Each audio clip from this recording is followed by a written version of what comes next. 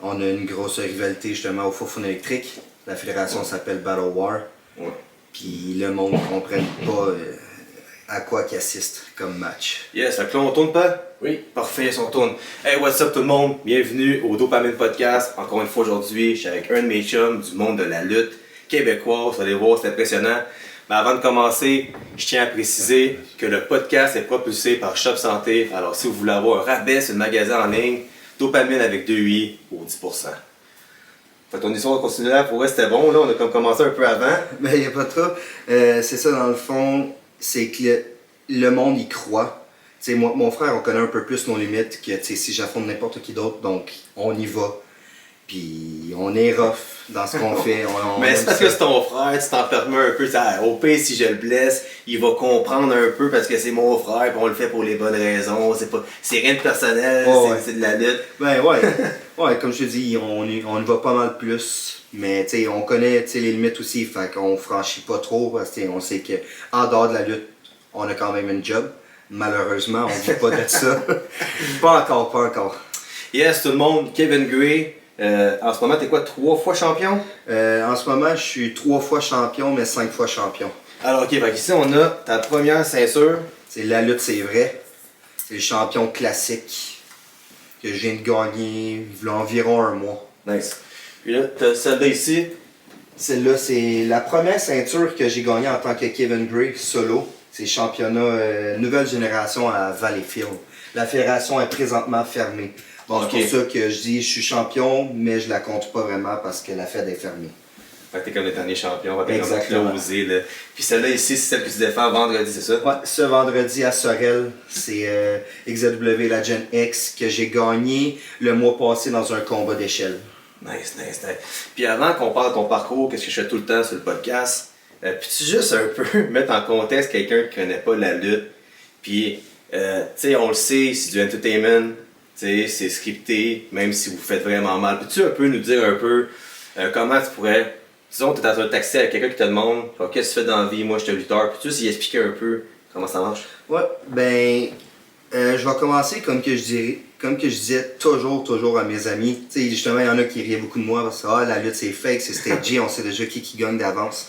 Moi, la seule chose, excuse-moi, que je leur dis, que je leur conseille, c'est viens faire un seul cours. Je te demande pas un match.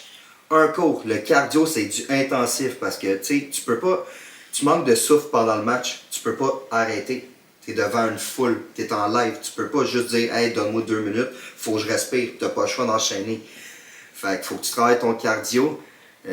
Les blessures sont réelles, c'est pas une trampoline comme que le monde dise. Le ring, c'est vraiment des planches de bois avec des travails de métal. T'as peut-être un petit coussin sur l'épée pour amortir, mais c'est tout.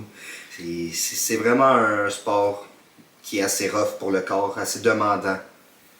Puis, puis avant qu'on parle de ton parcours, c'est pas mal l'entrée que je veux dire.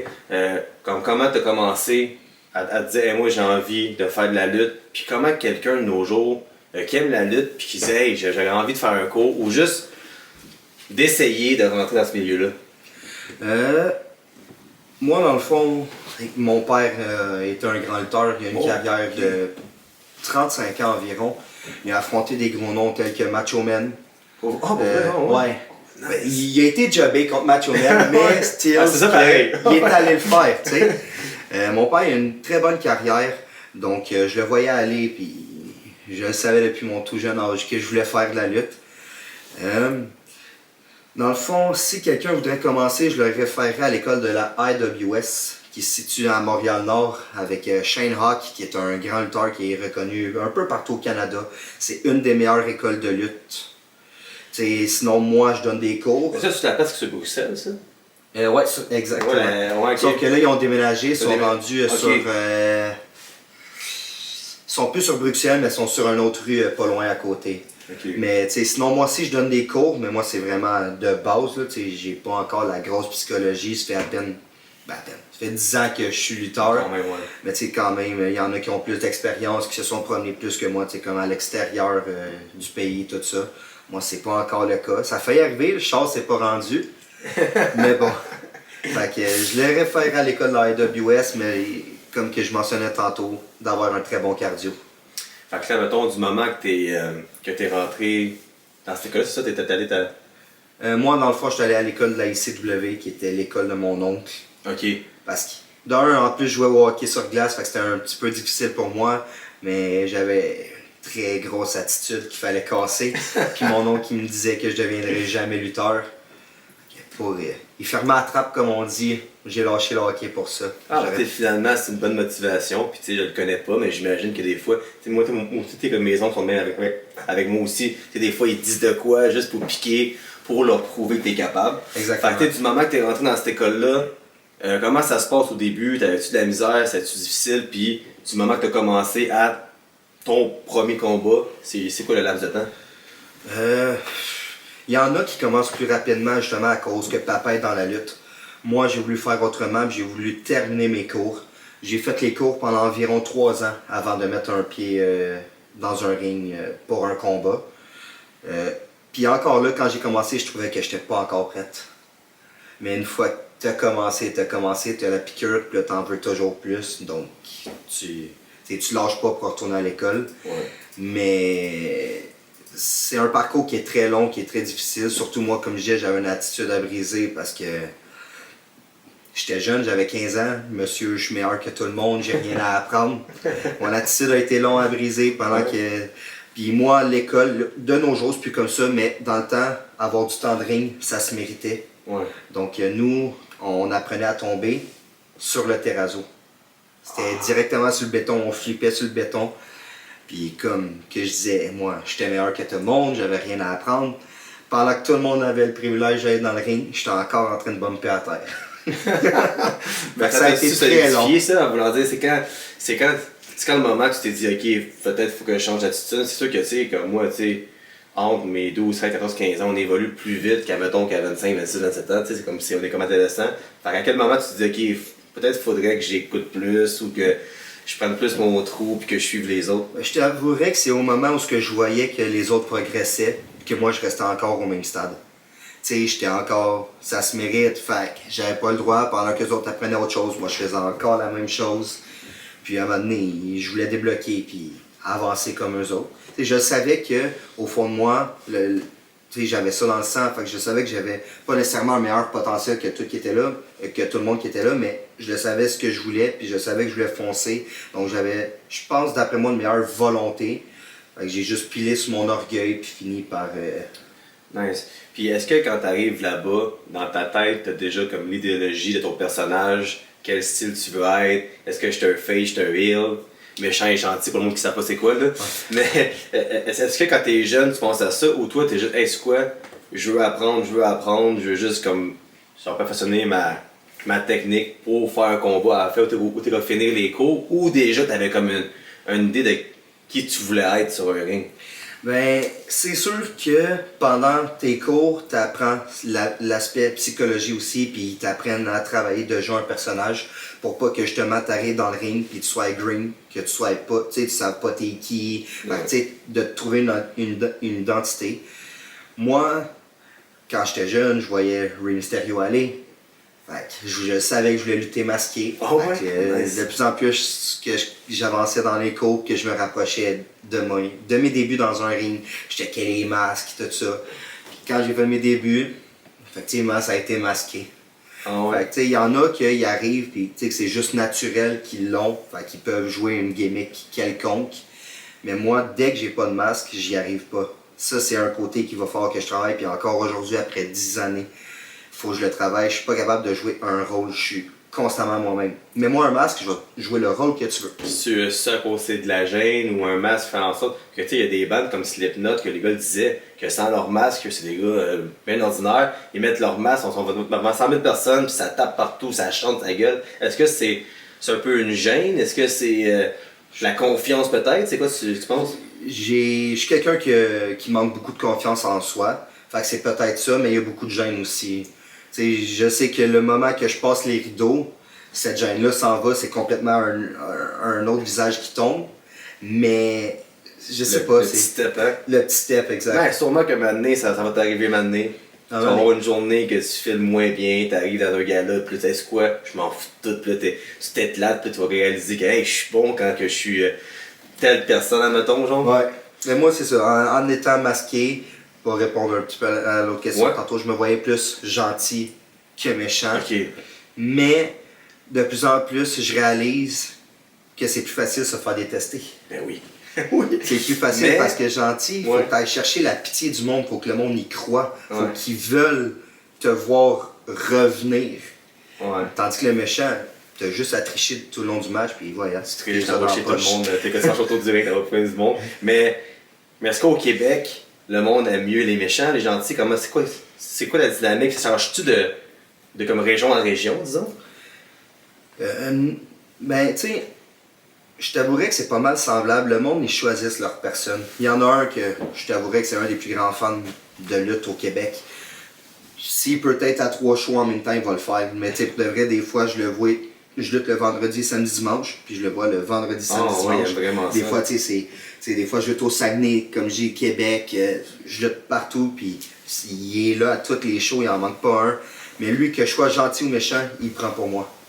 Ok, ouais. Les autres vont tous m'envoyer promener, ils vont tous m'envoyer chier, puis lui, ah ouais, Kevin, des fois je dis, ta femme, tu sais, ta gueule Pronovo, tu sais. Oui, j'ai drop name, mais tu sais, Sylvain, c'en est un qui est intense, puis mais lui, si t'es dans son palmarès, il y a rien à faire. Mais il y en a d'autres qui comprennent la game aussi, fait que s'ils savent que t'es méchant, ben ils vont en mettre. Mais c'est fou parce que, tu sais, il y a certains lutteurs, dont Roman Reigns, que quand il est face, le monde l'a eu, puis quand il est heel, le monde l'adore. Puis là, moi, en tout cas, parler plus tard de ça, là, ben moi, je pense que c'est peut-être un des plus grands lutteurs de l'histoire de la lutte, de la manière, comment il agit, comment il peut faire réagir une foule. Mais comment t'expliques ça qu'un gars de même, il réussisse, admettons, quand le gars il est heel, il rentre, puis juste ses yeux, il fait réagir la foule en regardant la foule, le monde se lève. Jusqu'à quel point ce gars-là, il est bon, genre? C'est sûr que il est comme son cousin, The Rock. Ouais. Ils ont ça dans le sang, eux autres, pour de vrai, cette famille-là, c'est fou. Comme tu dis, ils font juste les yeux, puis la foule. Mais ce qui arrive avec le personnage de Roman Reigns, c'est que tout le long qu'ils ont essayé de faire de lui le gros gentil, ça n'a jamais fonctionné. Je sais pas si c'est ce qu'il dégageait, tu sais, même avec le Shield, tu sais, il était aimé, mais le monde c'était plus des Dean Ambrose, tu sais, Ouais. parce qu'il était plus agressif, pis c'est ça, tu sais. Ouais. Mais Roman Reigns, c'est un, comme tu as dit, pour de vrai, je pense que oui, c'est un des meilleurs lutteurs, mais je sais pas. C'est spécial pour C'est eux, moi. spécial. Puis même moi, écoute, même moi qui est un adulte, là, hein, quand il était face, puis qu'il gagnait son ménage, ah, t'es-tu sérieux, là, il est mauvais. Puis là, il est devenu heel, puis on dirait qu'il grossit avec devenu heel, il est devenu encore plus méchant. Puis là, on dit comme t'es porté à l'aimer plus. Je sais pas si c'est un phénomène de société, là, mais Je sais pas. c'est spécial. Tu- Fait que là, on continue avec ça. Fait que là, t'as dit que. Ok, fait que là, t'as 15 ans, blablabla. Fait que là, à quel moment, puis quand la personne t'a dit là, ok, c'est le temps, tu fais ton premier combat, let's go, c'est ta chance. C'était à la NWC, c'est Pierre Joly. Moi, on m'a toujours appris, avant même que je lutte, justement, qu'un vrai lutteur traîne toujours son stock. Fait que du moment que j'ai acheté mon costume que je voulais pour mon personnage, qui était Yin, je luttais en équipe, dans le fond, avec mon beau-frère, que lui, c'était le Yang. Fait qu'ensemble, on formait le duo de Yin et Yang, mais on traînait nos stocks. Tu sais, on venait au cours dans l'après-midi, avant le show, on faisait le training. Puis un jour, le promoteur nous a dit « Avez-vous votre stock? » Fait « Ouais, c'est parfait, on vous rajoute dans le show à soir. » Nice! Ça a juste été comme ça. Puis à ce moment-là, la vague de chaleur qui s'est faite, tu sais, c'est comme OK, c'est là. Puis là, comment tu te sens? Parce que tu sais, ça, c'est ça que j'avais aussi à. Tu sais, comment tu te prépares pour un combat? C'est sur long préparer un combat, puis ça, toi, il te dit, OK, on vous donne un laps de temps. T'as 10 minutes, t'as 5 minutes, on va dire. Ouais. Mais là, c'est comme, genre, comment tu fais pour préparer un combat? Quand t'es pas un gars d'expérience, t'es comme, OK, là, faut qu'on prépare un combat. Genre, c'est. En Genre, gros, c'était comment, genre? en gros, à ce moment-là, je t'avouerais que j'étais pas prêt à leader un match du tout. Fait que j'écoutais les vétérans du match, puis eux autres, ils décidaient pas mal vers où qu'on s'enlignait. Puis tu sais, ça oui, ben on arrive, on apprend qui est le gagnant, puis tu sais, t'as l'ordre des matchs, les temps. Fait que c'est ça, comme tu dis, ça se peut qu'ils te disent, OK, vous avez 10 minutes, c'est les face-over, c'est les heel-over. Mais des fois, il y a des spécifications aussi, comme le heel, faut qu'il gagne, mais par triche. Pas nécessairement. Ok, oui, je comprends, ouais, ok. Fait que, tu sais, parce qu'on a quand même un scripteur à l'arrière de ça qui écrit les histoires. Il faut quand même suivre les histoires pour que ça ait un certain réalisme. Puis, tu sais, justement, tu veux qu'il se fasse détester, ben, tu lui donneras pas au méchant sa victoire clean tout de suite. Parce que, justement, tu veux qu'il se fasse détester. Ouais, ok, ouais. Fait que, dans mes débuts, je t'avouerais, je laissais les vétérans planer les matchs. Puis moi, je suivais. Mais, tu sais, dans le temps, quand j'ai commencé aussi, c'était pas du planning de A à Z. Moi, j'ai appris à l'ancienne façon ce que c'est. On se voit dans le ring. Oh, ouais, Une fois dans le ring, on se le cale, tu sais, mettons, à un moment donné, ok, pogne ton over, le kid. Je prenais mon over, puis là, tu sais. On se calait, mettons, backstage, on se calait les plus gros shots. C'est comme si, mettons, j'ai une séquence de coups. Ça, c'était calé. Tu sais, si j'ai un gros move, je le calais. Puis dans le match, on le plaçait. Ça, c'est fou parce que j'ai l'impression que avant les réseaux sociaux, on dirait que c'était plus un mythe la lutte. Que là, on devait pas dire que c'est organisé. Là, non, c'est vrai. Puis c'est comme au Père Noël. Là. Puis même les lutteurs en parlaient pas. Mais là, tu sais, comme t'en parles, t'es à l'aise, t'as pas de problème. Puis c'est comme si ça a changé. Mais maintenant, comme moi, mettons, j'ai l'impression que quand je regarde la lutte, je vois plus que seulement, mettons, le gagnant ou le perdant. Moi, je vois comment que le gars est capable de bien parler au micro, de se faire haïr, de se faire aimer. Puis, tu sais, il faut suivre une chorégraphie une fois, faut pas que tu boshes. Si tu boshes, tu peux tuer l'autre gars. Fait que c'est pas facile pareil, tu sais. Non, c'est vraiment pas facile. Il y en a beaucoup qui pensent que justement, parce que la lutte s'est arrangée, que c'est déjà prédéterminé, mettons les gagnants, qui pensent que c'est facile. C'est pas juste ça, justement. Au travers d'un combat, c'est de raconter une histoire. C'est pas juste de faire des spots. Ah, j'ai vu ça, fait que je veux le faire parce que c'est beau. Non. Faut que ça ait un certain sens. En ce moment, mes élèves que j'ai, c'est ce que j'essaie de leur apprendre, comment bâtir un match. C'est pas juste de faire des spots. C'est de raconter une histoire. Juste un match à un moment donné, ça a été ridicule, puis ça a été aussi simple que ça. Je luttais contre un gars de, je dirais, 280 livres à peu près, mais c'est pas du gras, il est quand même assez massif. Puis tout le long du match, j'essaie de le lever, puis je suis pas capable. Même la foule, à un moment donné, t'es entendu, impossible, Kevin, tu le lèveras jamais. À la fin, j'ai réussi à le lever. J'ai fait un petit move, là, j'ai un genre de Samoan drop. Mais même, j'ai eu un holy shit là-dessus parce que j'ai réussi à le lever. Fait que là, dans ce match-là, on a réussi à raconter l'histoire que tout le long, j'essaye. Puis à la fin, j'ai réussi à l'avoir. Ça, c'est vrai, c'est pas de vrai. Puis, tu sais, je sais que souvent, t'écoutes un combat, puis le monde sont morts. Dans le foulard. Ouais. Quand toi tu fais un combat puis que le monde qui holy shit, c'est quoi le sentiment? Tu sais que t'es dans ton personnage, mais tu vas être content, hey man, le monde aime vraiment ça, qu'est-ce que je fais là? Ouais, le pire chant que tu peux pas avoir dans ton match, c'est boring. Oui. On va toucher du bois là. À date, ça m'est pas arrivé. Je suis très content. Mais ouais, c'est une fierté. Tu sais, des fois, t'en as 2-3 par match, puis t'es comme yes, oui, c'est nice. C'est quelque chose, puis c'est quelque chose que justement tu veux aller chercher parce qu'en ayant ces chants-là, tu le sais que tu fais réagir la foule. Tu sais, un match qui est mort, tu vois le match d'avant, mettons, on appelle ça le même, là, et moi je trouve pas ça tant, parce qu'il y a des filles qui luttent très bien, mais tu sais, des fois le match mort, on appelle ça le match de filles. Ouais. Tu sais, maintenant moins, parce que nos filles luttent de plus en plus, puis pour de vrai, il y en a au Québec, ça la cote, puis ça dépasse des gars. Mais tu sais, le match plate, des fois, lui il vient de tuer la foule. Fait que là, ton but à toi, c'est d'essayer de la maintenir en vie, tu sais, pas que le monde fasse bon, moi je m'en vais. Ouais. Fait que là, t'essayes de trouver de quoi qui va capter l'attention là, puis qui vont faire oh! Fait que tu vas aller chercher les réactions. Des fois, c'est un peu plus dur, il y a des foules qui sont plus difficiles. Si t'as des foules de lutte qui viennent regarder parce qu'ils aiment ça, voir ça, mais qui interagiront pas. Ouais. Ça, c'est un petit peu plus dur. Ouais. Tandis que t'as des foules, des fois, des fans, comme je disais, Pronovo, que lui, oublie ça, il embarque. Ce gars-là, il finit ses soirées, il n'a plus de voix, puis le lendemain, il a retrouvé sa voix, puis il finit la soirée, plus de voix. Puis... Ouais. Pronovo, le Christopher Hall de la lutte. Ah ouais, à mon Chris. Ah ouais. Fait que dans le fond, t'as fait ton premier combat, ça s'est bien passé finalement?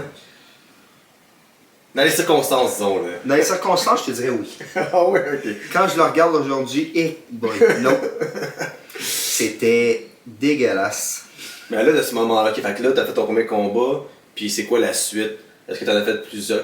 C'est-tu comme ton entrée? Ok, là tu en as fait un, fait que là, ils te font confiance, tu as continué d'en faire? Ou ça a pris du temps après ton deuxième combat ou tu as vraiment comme embarqué? Non, on a embarqué, on luttait régulièrement pour cette fédération-là aux 2 semaines. Mais là, moi, c'était un petit peu plus difficile pour moi, ce moment-là, parce que j'avais une job que je travaillais aussi les fins de semaine. Ouais. Que là, j'essayais d'avoir mes fins de semaine, puis c'était pas toujours évident, quand tu commences tes jeunes, tu peux pas toujours caller off non plus quand tu commences une job. Fait qu'il y a des fois, je devais manquer, puis j'étais plate. Des fois, je décidais de pas rentrer pour aller à la lutte. Mais ouais, on est rentré sur une base régulière. On luttait aux 2 semaines jusqu'au gros show qui était au mois de juin. T'sais, on avait commencé mai. Donc on avait fait 2 shows en mai. Juin, j'avais fait un show. J'avais dû manquer le gros show parce qu'il fallait que je rentre travailler.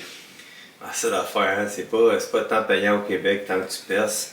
Non, mais toi, mettons, c'est ça, mais tu sais, comme là, ça fait 10 ans que tu fais ça.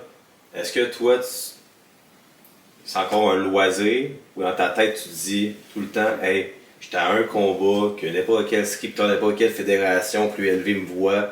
C'est-tu encore comme l'espoir d'aller aux États-Unis, dans les grosses ligues, WWE, mettons, c'est-tu encore possible, mettons, ou toi, tu te dis, hey, moi, c'est quoi, je suis bien là-dedans, je me fais reconnaître, j'aime ça, c'est une passion, ou tu te dis, hey, quoi, j'aimerais ça m'amener me faire vraiment voir. Là. Moi, je dis que c'est encore possible. C'est sûr que par contre, il faut sortir plus. Puis c'est là que je suis rendu en ce moment dans ma carrière, justement. J'ai tout fait les fédérations pas mal au Québec, surtout les majeures, la NSPW, Battle War, IWS, tu sais. J'ai fait pas mal toutes les grosses places. Fait qu'en ce moment, mon but, c'est ça, c'est de sortir. Cet été, j'étais censé aller à Détroit. Okay. Puis à 5 minutes des douanes, le char relâché. On a dû revirer de bord parce que j'avais un show le dimanche au Foufoune électrique. Fait que là, je me suis pogné l'autobus. Ça a pris 16 heures à revenir chez nous. Ça a été l'enfer, mais oui. Mon but ultime de la lutte, c'est d'un jour être capable de vivre de ça. Je vise pas là, nécessairement la WWE ni la All Elite Wrestling. Il y en a plein, la TNA. Il y a la TNA. Mais c'est ça, mon but ultime, c'est de vivre de ça. Fait que oui, c'est mon but en ce moment, c'est de faire venir mon visa, de pouvoir aller. Il y en a beaucoup que je leur en ai parlé, mais je pensais peut-être, comme j'ai une fois mon visa en main, de juste déménager au States. Parce qu'il y en a beaucoup qui disent que mon style aux États-Unis fonctionne mieux là-bas. Il y en a beaucoup qui, ça, je pense que c'est un peu poussé, mais qui disent que être né là-bas, j'aurais probablement déjà un contrat professionnel. C'est peut-être, on le sait pas. Moi, ça m'étonnerait parce que je fais quand même juste 5 pieds 4. Ouais. C'est petit. Il y en a qui sont petits, qui sont quand même là, mais sont exceptionnels. C'est à ce moment-là que mon frère me dit à toi de trouver ta façon d'être exceptionnel. Puis c'est à partir de là que j'ai commencé à sauter des plafonds. Puis là, j'ai commencé à me faire voir un petit peu plus. Là, les championnats que je ramasse fait en sorte que je me fais voir aussi un petit peu plus. Fait qu'on espère recevoir un appel. Mais ça, mettons, fait que là, tes ceintures de champion, c'est récent là, que ça s'accumule. Ouais. Est-ce que ça te donne comme un genre d'espoir? Hey, c'est quoi, là? Peut-être que je suis rendu là. Ça me donne un petit boost de confiance. Tu check Kevin Owens, ça a pris 15 ans avant qu'il se rende moindrement à une fédération qui se font reconnaître. Fait que t'es encore jeune. Fait que tu sais, c'est. Ouais. Est-ce que c'est cette fois-là ton dit, est-ce quoi? Ok, genre si l'organisateur d'une fédération veut que je sois champion, puis ça fait 2, 3, 4, 5, à un moment donné, peut-être que c'est un signe qu'il faut que tu pousses encore plus, tu y crois, tu sais. Ouais, exactement. Puis c'est ça. Je vais pousser jusqu'à temps que. Le seul problème de ça, c'est que justement, c'est pas assez payant pour lâcher la job. Fait. Ouais. Les blessures s'accumulent, mais on n'a pas le choix de rentrer travailler pareil. Et je me suis cassé la main, je continue à lutter, je continue à jouer au hockey aussi. Ma main n'a jamais guéri. On traîne des blessures, mais on fonce. Sauf qu'on souhaite que ces blessures-là ne mettent pas un stop à un moment donné. Mais oui, j'ai pas le choix de step up. Mais tu sais, comme juste le fait, tu sais, exemple, quelqu'un qui scroll puis qui voit, ah, lui, il a 4 ceintures.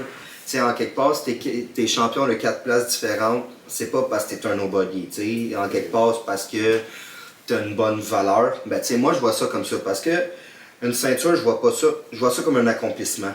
C'est un remerciement du booker pour le travail que tu fais. Tu sais, t'es pas nécessairement le meilleur de la place. c'est juste comme un trophée, comme merci pour tous les efforts que tu fais. Ben, c'est comme des fois quand on voit WrestleMania qui fait gagner la belt, puis la personne pleure sur le ring, puis le monde ne comprend pas. Ben là, si tu fais quelqu'un, ouais, mais parce que là, ça fait 20 ans qu'il lutte, indépendant, qui se casse le nez, qui se casse 2 doigts, puis là, finalement, dans la plus grosse fédération, il décide, dans le plus gros show de l'année, qu'il rapporte des centaines de millions, t'es gagnant. C'est quand même quelque chose pareil. Ah, c'est quelque chose. C'est, tu sais, justement, tu sais. Laquelle? Non, je l'ai pas avec moi. Celle de la BCW, je peux dire que c'est le premier titre que j'ai remporté qui est un titre majeur. Que auparavant, c'était appelé le titre Heavyweight.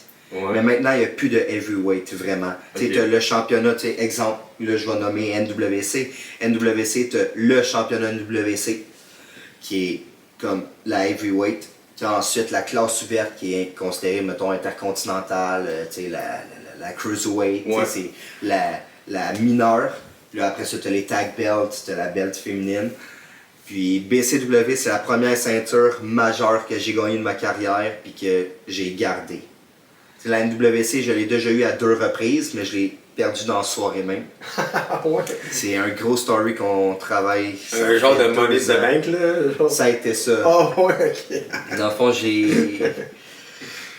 on en parlera un peu plus tard de cette grosse story-là, mais c'est vraiment... C'est ça. Ben là, c'est certain qu'on n'a pas 8 heures de nos podcasts. Fait que là, il faut faire le parcours quand même plus rapidement. Ouais, c'est vrai. Il y a plein de questions à se poser, là. Mais, fait que là... Ok, fait que là, tu roules ta bosse. Tu as commencé pour un combat, tu as commencé aux 2 semaines. Puis c'est quoi, mettons, si tu peux nous résumer de ce moment-là jusqu'à maintenant, tes accomplissements puis ton évolution dans le milieu? Mon but, moi, c'était de lutter le plus possible. Fait que peu importe quelle fédération qui me contactait, je regardais ça fitait dans les dates puis j'acceptais. Il y en a qui disent que je lutte beaucoup trop. En ce moment, je lutte 2 à 3 fois par fin de semaine. Même des fois, c'est le jeudi, vendredi, samedi, dimanche. Puis c'est tout dans des villes différentes. Fait que c'est rough sur le corps. Puis il y a le trajet aussi qu'il faut compter là-dedans. Et quand je vais lutter au Saguenay, puis je reviens, puis après ça, j'ai un show à Toronto. Puis c'est demandant. Mais il y a eu beaucoup d'efforts, de temps, de sueur, de sang. Ouais. Mais c'est pas mal ça. Il y a eu une grosse, très grosse évolution. Ouais. Fait que là, j'ai des questions à rafale pas mal. Tu sais, plein de questions de lutte. Moi, pour vrai, j'aime ça la lutte. Là. Puis tu sais, je l'avoue, je suis coupable de ça. Je connais pas assez la lutte québécoise. Fait que tu sais, mettons, c'est sûr que là, le monde qui ont écouté ton crowd, qui aime la lutte québécoise justement, vont vouloir savoir c'est quoi, mettons, ton top 5 des meilleurs lutteurs au Québec. Fait que peux-tu nous dire, pour le monde qui connaisse pas ça, et le monde qui te connaisse, qui veut entendre ta réponse, pour toi, le top 5, là. Le top 5 au Québec? Au Québec. Je commencerai par, lui je crois que tu le connais, Marco Estrada. Oui, ben oui. Il est en shape, lui. Il est en shape, puis c'est pas juste, c'est la visibilité, il se fait voir un peu partout, tout ça, exactement. Il y a une bonne base de réseaux sociaux, tout ça. On pourrait quasiment dire qu'il est rendu influenceur. Fait que si j'irais avec le premier, j'irais avec Marco Estrada. Là, c'est difficile parce qu'il y en a vraiment beaucoup des très bons lutteurs au Québec. Je t'avouerais que la lutte au Québec est en santé en ce moment. Mais si j'y vais avec un deuxième, j'irai avec un autre de Québec, Matt Angel. Ouais, mais c'est quoi ça? Ouais. Matt Angel, c'est le partenaire, le fils de Marco Estrada. Un autre, j'ai affronté au Saguenay, je l'ai affronté à Québec. J'ai toujours eu des matchs que pour moi, c'est des gros matchs 5 stars. Troisième, j'irais avec un gars comme Benjamin Toll, qui commence à se faire voir dans le cinéma de plus en plus. Il joue des petits rôles, puis là, il commence à jouer de plus en plus de gros rôles.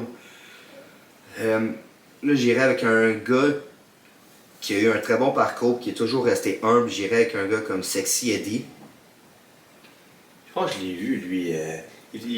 Je l'avais emmené à mon show, ouais. Ouais, il avait fait une danse là, sur une fille. Ouais, Sexy Eddie. Il a eu un très gros parcours. Il est allé lutter un petit peu partout dans le monde.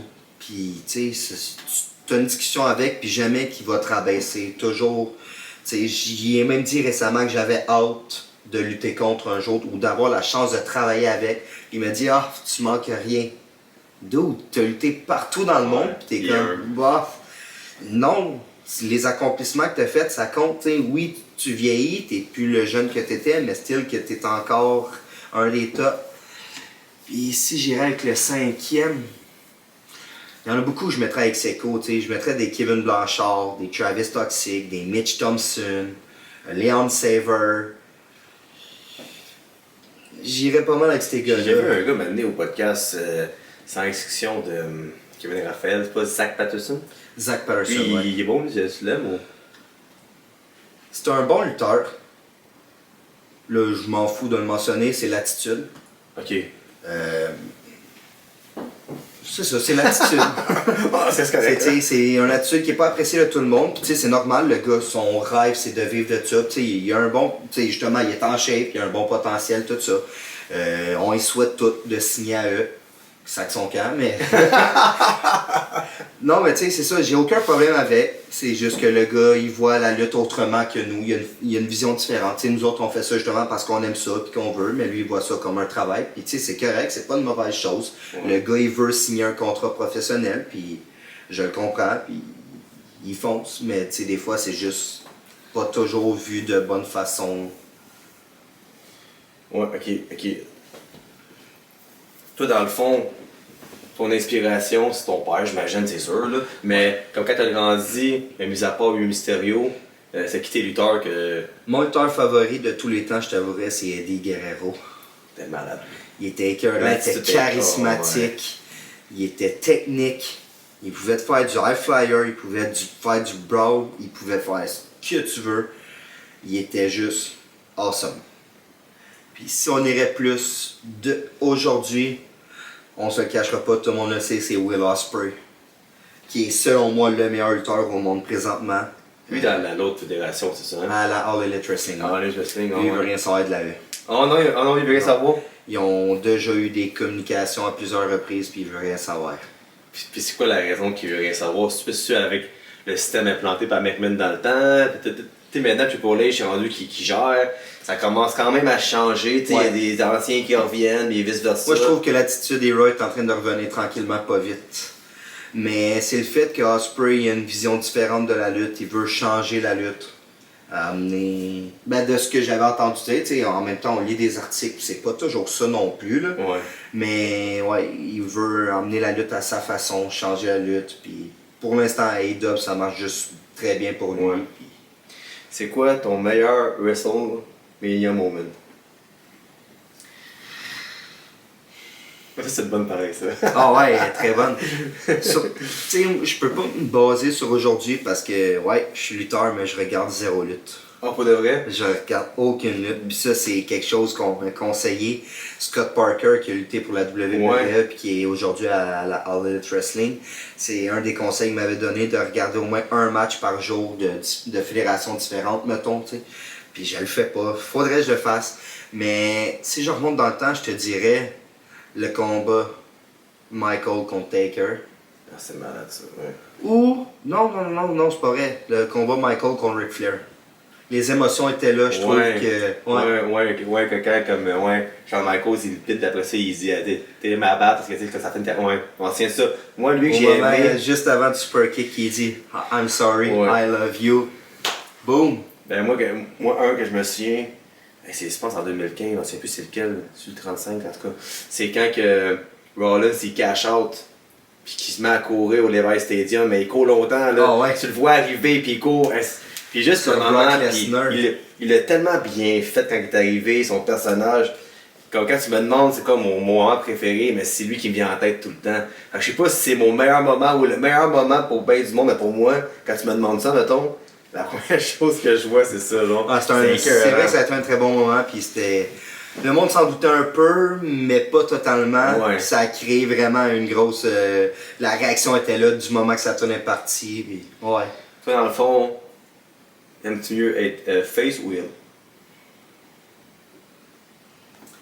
Je t'avouerais que ici, c'est face. J'arrive pas à me faire détester. J'ai beau essayer, ça marche pas. Mais c'est-tu parce que. Mais c'est quelque chose que t'aimerais? D'être capable de te faire haïr? Ouais. Ouais. Mais l'affaire, c'est que j'ai pas le choix de changer tout mon moveset au complet. Parce que quelqu'un qui fait des flips puis des backflips est plus porté à se faire applaudir que de se faire ruer. Fait que c'est de changer tout ça, de devenir un lutteur, je dirais plus plate. Ben, c'est que moi, comment que je vois les heels, là, c'est. Ils trichent beaucoup. Ouais. Fait que c'est souvent l'arbitre se tourne de bord parce que sa partenaire dans le bas du ring monte sur le ring, puis là, pogne dans les yeux, pogne dans les gars. Tu sais, comme tout le temps un petit coup. Elles sont souvent moins athlétiques en bout de ligne. Ouais. Tu sais, comme quand tu regardes les Reigns, ces gars-là, même. Est-ce qu'il est bon ce temps-ci, c'est Dominic Mysterio. C'est peut-être le meilleur heel en ce moment. Il fait rien, c'est pas un grand lutteur, mais il a une tête à claque. Puis il est bon pour faire chier tout le monde. Ouais. Fait que ouais. Avec sa petite moustache molle. Ouais. Mais ça pogne son affaire. Ouais. C'est bon ça. Parce que t'as fait genre pas mal, là, puis je n'ai vu de mes propres yeux. Là. Ta pire cascade. Ou c'est ok, celle. Ok, j'ai deux questions. Ta plus grosse cascade, t'as fait un genre de holy shit moment que là, tout le monde capotait, tu t'es pas blessé, tout s'est bien passé. Puis un autre que t'aurais peut-être pas dû faire finalement, mettons. Celle de Deck en joue, je t'avouerais que c'est ma plus grosse cascade où je me suis pas fait mal. Sauter du plafond de même, c'est pas. Y a pas grand monde qui le savent, mais moi je suis quelqu'un qui est extrêmement la chienne des hauteurs. Oh, ouais, je ne fais aucun manège à la ronde, j'ai peur. Ouais. Mais l'adrénaline que ça procure, puis tu sais, une fois que j'ai dit bon, ça y est, c'est là, je suis monté sur la poutre, je regardais le monde, j'aurais eu de l'air de quoi si j'aurais redescendu? Impossible. La foule aurait bouh, je me serais fait tuer de suite. Puis à ce moment-là. Tu donner heal. Ouais, exact. Mais tu sais, à ce moment-là, bon, j'ai pas le choix. Let's go. Moi, je m'en souviens, j'étais là, qu'est-ce qu'il fait là? Parce que tu sais, c'est con que je vais te dire, mais c'est pas con, mais tu sais, quand tu regardes les pros de la lutte, tu dis, ah, tu les connais pas. Si, il se fait mal, je le connais pas. Mais là, moi, peut-être mon chum, je dis, aïe, aïe, man. Là, il tombe. En même temps, c'est juste. Je suis tout organisé, tu sais, beaucoup de monde qui est venu te voir, fait que non, pour eux, c'était vraiment nice comme. Il y en a beaucoup du hockey, justement, par après ça, qui m'ont demandé, hey, t'as pratiqué ça combien de fois? 0. Tu penses-tu vraiment que je m'amuse à sauter des plafonds, man? Juste quand je marchais, tu voyais la poussière descendre. Ouais. C'est pas le quoi que tu te pratiques, c'est. Tu y vas. T'sais, c'est sûr que quand tu montes dans les fédérations, tu sais, comme à eux, quand ils essayent des choses, là, eux autres, ils ont les gros tapis, mettons, pour essayer ou whatever. J'ai jamais essayé. Puis j'aurais pu me faire très très mal. Ben oui, mais même là, t'es comme un gars comme Shane McMahon, là. Tu sais, c'est le père de l'ancien boss, il est techniquement milliardaire, pas loin. Ouais. Puis ça va quand même sauter de 50 pieds d'eau, c'est un méchant malade, là. Ouais. Shane, mais tu sais, Shane n'a jamais été reconnu justement pour sa lutte. Il est reconnu pour les cascades, justement. Ouais, c'est ça. C'est pas un excellent lutteur, c'est un bon lutteur, tu sais, je dis pas qu'il est mauvais, mais il est pas reconnu, mettons, pour faire de la grosse technique, whatever, quoi que je sais qu'il est capable. Mais lui, c'est ça. Tu sais, justement, tu prends quelque chose en lutteur, puis tu dis, tu sais, c'est comme c'est con, là, mais Cena, excellent lutteur. La seconde qui est devenu le babyface, ils ont dit, toi, tu fais juste ça. Puis c'était rendu qu'il avait 5 moves. Il faisait plus rien, là. Cena, tu le regardes aujourd'hui, il bombe tout croche, il est dégueulasse. Mais c'est parce qu'il est devenu la face de la fédération. Ouais. Fallait pas qu'il se blesse. C'était lui le plus gros vendeur, tu sais, il attirait. Puis pourtant, c'est un excellent lutteur. Mais de nos jours. Mais c'est vrai que j'ai quand même vu Cena faire des prises que je pensais pas. Quand il s'est battu contre. Je pense que c'était AJ Styles maintenant, ils ont fait des affaires. J'ai dit, ah ouais, Cena est capable de faire ça, lui. Tu sais, en voulant dire, c'est comme s'il revenait à lui-même. Ouais, c'est quand même spécial. Fait que toi, c'est quoi ton combat de rêve? Que ce soit en ce moment avec les personnes que tu peux lutter dans ton milieu ou vraiment un combat de rêve là, à n'importe quel lutteur de l'histoire de la vie. Là. Okay, je vais en avoir deux. Un au Québec, ça serait Speedball Mike Bailey, que j'ai toujours voulu travailler avec, puis que j'ai pas eu la chance parce qu'il signait avec la TNA. Puis là, il y a quelque chose d'autre qui s'emmène pour lui, on parlera pas de ça. Oh, ok. Mais sinon, rêve partout, j'irai avec Osprey. Ah ouais? Ouais. Ben, écoute, c'est possible. C'est simple, c'est possible. Ouais. Puis une autre question qui me vient en tête. Vas-y. Tant, mettons, un jeune exemple. Je suis un jeune joueur de hockey, j'ai 12, 13, 14, 15 ans.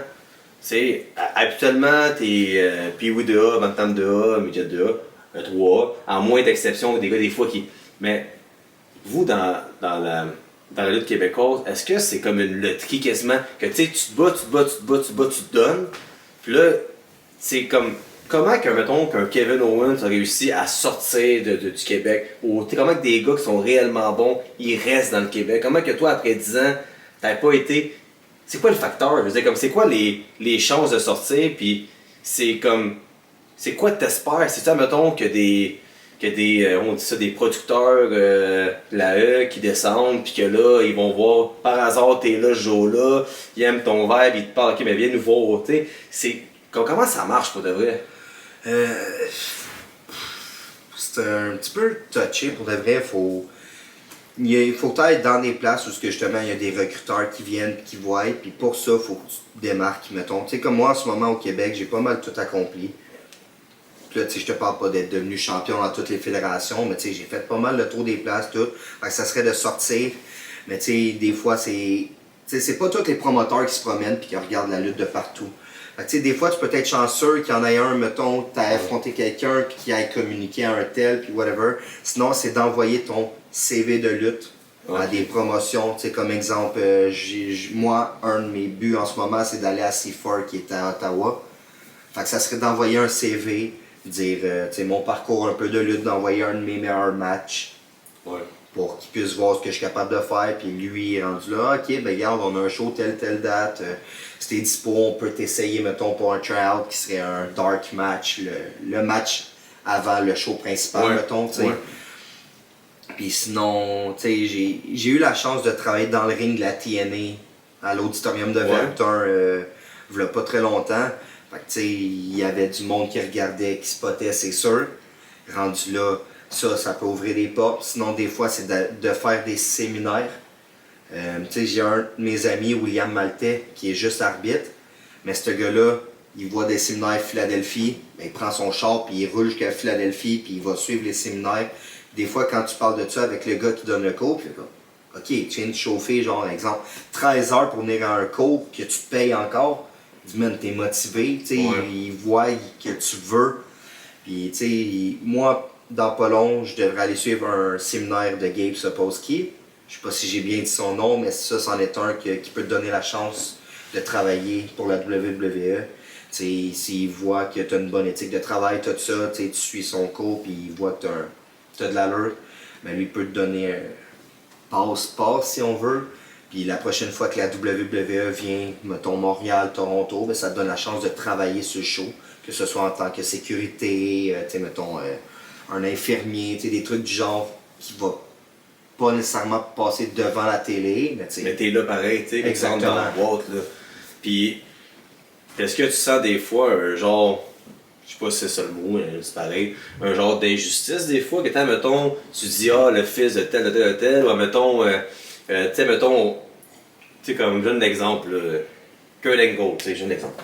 Lui, il est champion olympique, puis le jour au lendemain, il se ramasse dans la lutte. En voulant dire, est-ce que, entre vous, la gang de boys qui se battent souvent contre dans les fédérations, vous voyez ce genre d'injustice-là?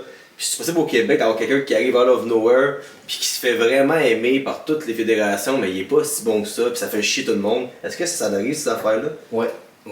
Il y en a. Justement, il y en a qui ont un certain nom à cause de papa. Papa, il a des contacts, papa ci, papa ça, il le fait rentrer un petit peu partout.